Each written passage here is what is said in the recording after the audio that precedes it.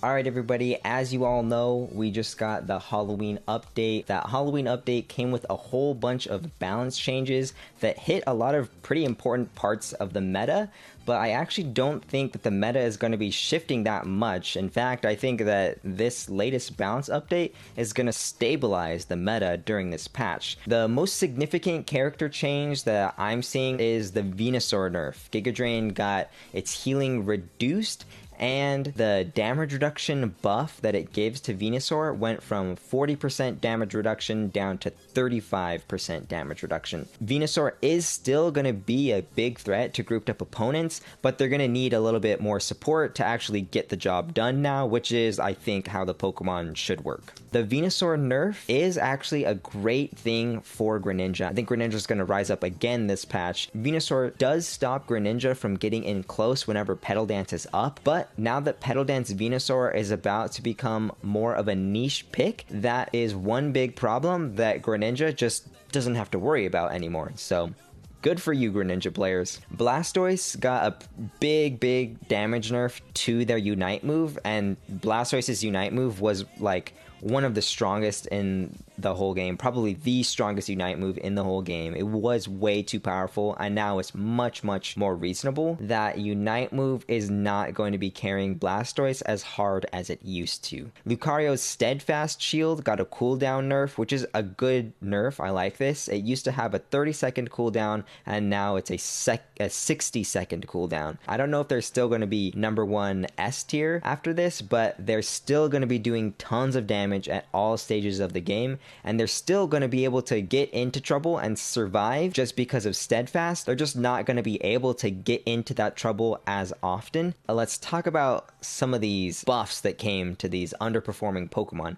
Garchomp got an attack speed buff, Gengar got a little bit of healing, Slowbro got an amnesia buff, and Pikachu got a small damage increase. But I think all of these Pokemon still suffer from the same fundamental flaws that I talked about in my last tier list video. Garchomp, they got an attack speed buff, which is great. It's going to help them out to farm faster. It's going to help them be more effective in team fights. They still have this flaw of taking a really long time to come online and become strong, and even when they are strong, they still need a lot of support to make sure that the opponents are stuck in their place so that Garchomp can stand there and do his melee damage. Gengar is still going to suffer from the same problem of needing to just like drop in on somebody, do enough damage to kill them, and then just run away. And I think that this healing that you get out of your moves isn't really going to help you to be any less useless when your moves are on cooldown. I feel like Slowbro was weak and they only got a little bit better. Some people might have a different opinion. They might think that Slowbro was more of like a niche pick,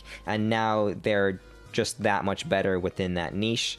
I'm not convinced personally. I think Slowbro is still just going to be a bad Pokemon, like I said. And Pikachu, it's a really small damage buff. I feel like it's not enough to really do much for Pikachu. Volt Tackle definitely just didn't really feel that great. The damage just isn't cutting it.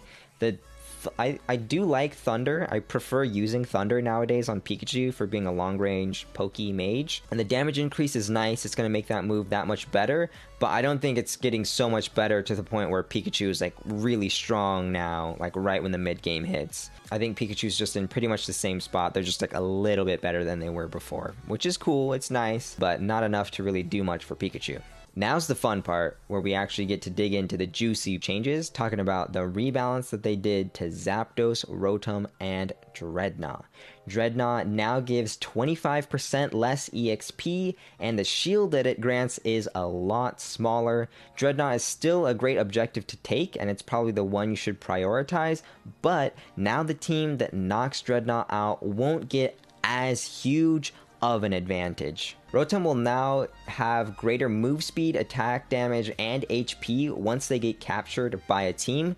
Rotom is still going to have the problem of not granting much of an advantage unless your team actually manages to push the Rotom all the way into a goal and score off of it. But now that Rotom is stronger, it's going to be a little easier to actually get that Rotom into the enemy goal. Does this mean that it's time for Rotom gamers to rise up?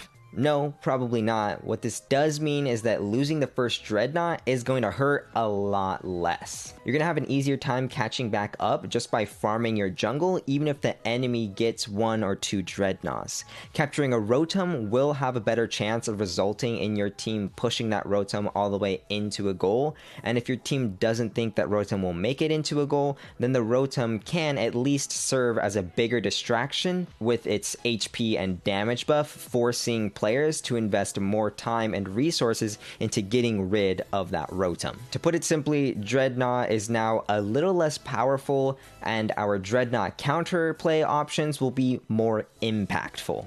And now, the last change that we have to talk about is one that a lot of us have been waiting for. Zapdos finally got nerfed. We've all been complaining about Zapdos since the game's release, but Timmy Studios has to be careful with this one. Yeah, it is annoying when you're winning for the entire game and then your enemies manage to capture Zapdos and just win off of that one play, but you have to also consider the games when you're losing. If there's no Zapdos win condition to play for, then what's the point of staying in the game when you're losing hard? So that's why they have to be careful with this Zapdos nerf. The more that I play Pokemon Unite, the more that I learn how to control the Zapdos situation and prevent my enemies from being able to make those last second plays anyway. So now that Zapdos is finally getting a nerf to the amount of points that they give to a team, I'm actually starting to wonder if a Zapdos nerf is even the right move. Well, apparently Timmy Studios feels the same way because the nerf to Zapdos was barely even a nerf at all. Zapdos used to give 20 points to everyone on a team, but now it'll only be 15 points. Now, when the losing team knocks out Zapdos and needs to score a lot of points to come back, Zapdos isn't going to be giving them quite as many points to work with. Zapdos will still grant teams the opportunity to instantly dunk massive points, which is still going to be enough to allow teams to come back if they knock out the Zapdos. But if you've ever been winning and lost the Zapdos and then lost by less than 40 points, then the nerf to the amount of points that Zapdos gives actually could change the outcome in a situation like that one. In some really close games, the Zapdos nerf could actually make that small difference. And that's what I think this whole patch is all about. It's just small differences. The character balance changes were all small adjustments. The changes to Rotom and Drednaw are just going to nudge the game in a direction that revolves less around securing the Drednaw to get the lead and is instead more about a balance of going for objectives and collecting jungle farm.